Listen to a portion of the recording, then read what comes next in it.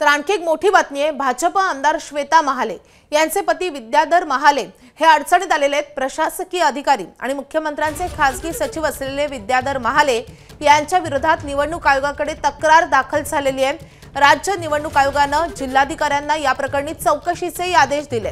प्रशासकीय अधिकारी आणि मुख्यमंत्र्यांचे खासगी सचिव असलेले चिखलीच्या भाजप आमदार श्वेता महाले यांचे पती विद्याधर महाले हे निवडणूक आचारसंहिता असतानाही राजकीय कार्यक्रमामध्ये सहभागी होत असल्याची व या निमित्ताने आदर्श आचारसंहितेचा भंग होत असल्याची तक्रार उदयनगर येथील माजी सरपंच असलेल्या मनोज लाहुडकर यांनी निवडणूक आयोगाकडे केलेली होती आणि या अनुषंगाने निवडणूक आयोगाने जिल्हाधिकाऱ्यांना तत्काळ या प्रकरणाची चौकशी करून अहवाल सादर करण्याचे आदेश दिले।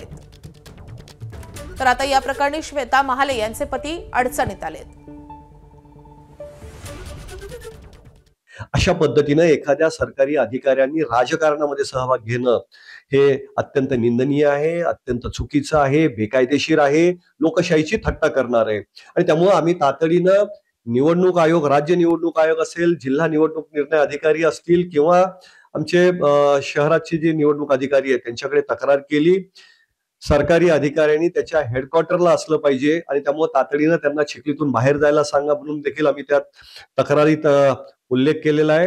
आणि अशा पद्धतीनं तात्काळ त्यांच्यावर कार्यवाही व्हावी आणि त्यांची खाते चौकशी व्हावी अशा पद्धतीची देखील तक्रार केलेली आहे। एबीपी माझा, उघडा डोळे बघा नीट।